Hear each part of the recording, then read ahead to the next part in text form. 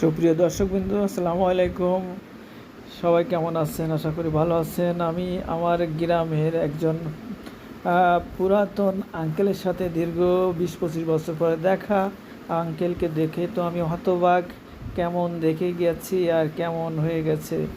যাই হোক, আমি গ্রামটা দেখার উদ্দেশ্যে বের হয়েছি, আঙ্কেলের সাথে দেখা হলো। তো তো আঙ্কেল, কেমন আছেন আপনি? কেমন কাটছে আপনার দিন? আছেন?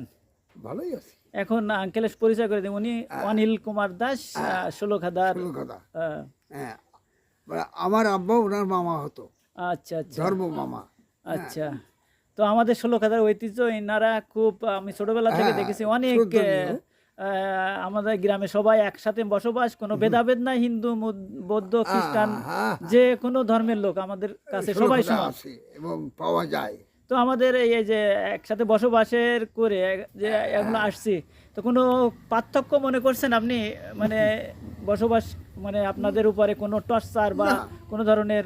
না, না, না, না, ওসব আমাদের ভুল হবে, বললে আমাদের ভুল হবে। কারণ আমরা খুব ভালো, আমরা ভালোবাসা পেয়েছি এবং পাবো। আশা করি আমরা গড়িয়ে দিচ্ছি ষোলো কথায়। এইটা আমরা গড়িয়ে দিচ্ছি, এইবার দেখা যাচ্ছে। হ্যাঁ, আচ্ছা, এই বলে রাখা ভালো যে উনি এবং কুমার আঙ্কেল দুজন এক বিখ্যাত ঢোল বাদক এলাকার ভিতরে। সত্য জিনিস, সবাই ভদ্র।